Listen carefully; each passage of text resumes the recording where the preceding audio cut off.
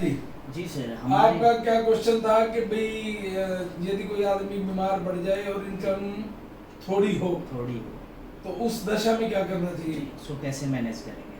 आपने कोई मेडिक्लेम लिया हुआ है? नहीं सर, अभी तक कोई प्लान नहीं। तो यदि कोई बीमार हो जाए और आपकी सैलरी क्या है? सैलरी 20। 20 है। कुछ धन संचय करते हैं, सेविंग करते हैं, नहीं करते हैं? सेविंग तो नहीं हो पाता सर इस छोटे अमाउंट में।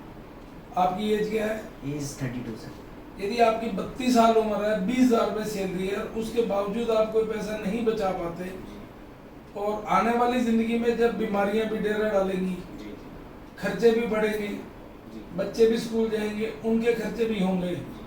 तब आप कैसे जीवन यापन करेंगे? तो सर सोचेंगे उस चीज़ के लिए, नए सोर्स निकालेंगे। कैसे सोर्स निकालोगे?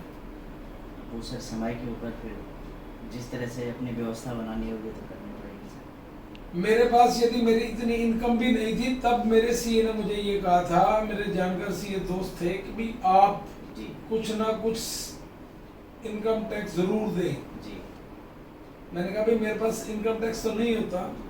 उन्होंने मुझे आज से 20 साल पहले एक बात समझाई थी कि भाई आप इनकम टैक्स पे करेंगे, जी चाहे जीरो का फाइल करें, जी आपको उसका कल को बेनिफिट मिलेगा और आने वाला समय सारा बैंकों से होगा जी और आज आपके सामने सारा बैंकों से है।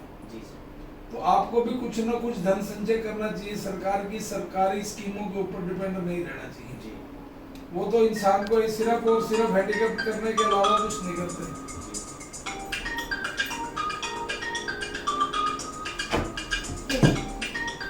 दूसरा, आप कुछ भी करो, चाहे कोई भी स्कीम लो, वो स्कीम बहुत जरूरी है। जी यदि आप स्कीम नहीं लेते जी तो किसी भी तरीके से कोई इंश्योरेंस, कोई मेडिक्लेम, ज्यादा नहीं थोड़ा कुछ ना कुछ तो आपको करना चाहिए। नहीं करोगे तो बड़ी मुसीबत होगी। जी सर। मैडम आपका क्वेश्चन था कोई? मेरा आपने कर सर, दिया? आप अभी बोल रहे थे सर को कि मतलब आपकी सरकारी नियमों पे नहीं जाना चाहिए, आप सरकारी कार्ड्स वगैरह पे।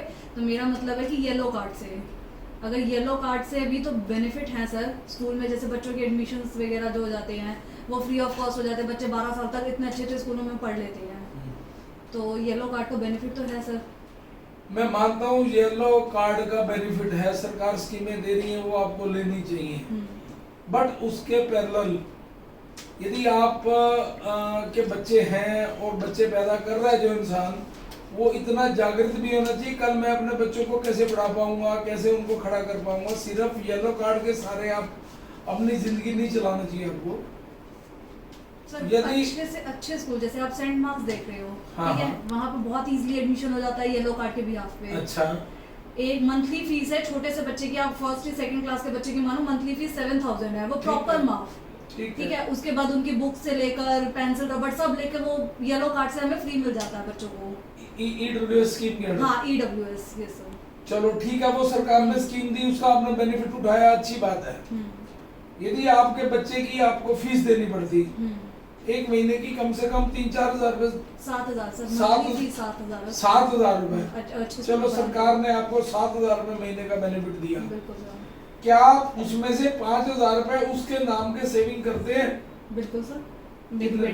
मेरी इंश्योरेंस, मेरे हस्बैंड की इंश्योरेंस, मेरे बेटे की इंश्योरेंस हो रखी है। बहुत अच्छा है। कौन सी कंपनी से करवा रखी है? LIC, बहुत मैंने अच्छी LIC है। करा रखी है। आप किसी भी कंपनी की करवाएं, इंश्योरेंस होनी चाहिए। इंश्योरेंस हम तीनों की है। आप एक जागरूक नागरिक कह सकते हो, अच्छी बात है। Thank you. और इनकम टैक्स भरते हैं आप? नहीं, ITR नहीं भरती। ITR नहीं भरते। यदि आप ITR भरोगे तो आपका येलो कार्ड खत्म हो जाएगा, यही बात है ना? हाँ, क्योंकि मेरा But हस्बैंड का फॉर्म no, 16 है, बट मैं नो, आपको क्लियर करती बट हूँ। नो, आप यदि येलो कार्ड यूज कर रहे हैं और नहीं, इनकम येलो कार्ड के बिलो है, हाँ, इनकम आपकी बिलो है, मैं बिल्कुल मानता सर। हूँ, बट फिर भी हम्म, पैन कार्ड यूज करो।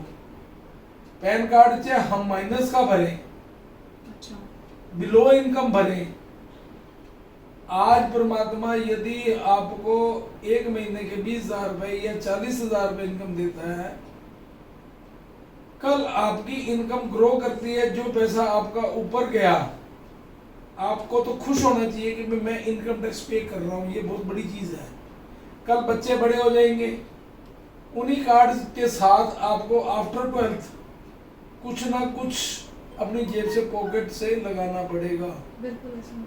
ठीक है ना। तो बिल्कुल ये है। चीज़ों को आप ध्यान में रख के चलो। बट राणा जी आपको तो 32 साल उम्र हो गई जी, आपकी, सर, जी। तो कुछ ना कुछ तो करना चाहिए। नहीं, बिल्कुल करेंगे सर। और मेरे पास बहुत अच्छी स्कीम्स हैं, मेरे पास एक नोन है, यदि आप कहेंगे तो किसी दिन मैं टाटा के जो कंपनी की तरफ से लोग होते हैं उनको बुला दूंगा, बिल्कुल सर। आपको अच्छी से अच्छी राय देंगे। जी। कुछ ना कुछ ज़्यादा नहीं, थोड़ा सेविंग की तरफ ध्यान दो, जी। कोई टर्म प्लान, कोई चीज़ें इस तरीके की जो उनके प्रोडक्ट हैं वो परचेज करो, तो आने वाली लाइफ में वो चीज़ें आपको काम देंगी। जी, बिल्कुल सर। ठीक है, जी। और कोई बात? नहीं बस फिलहाल थैंक यू।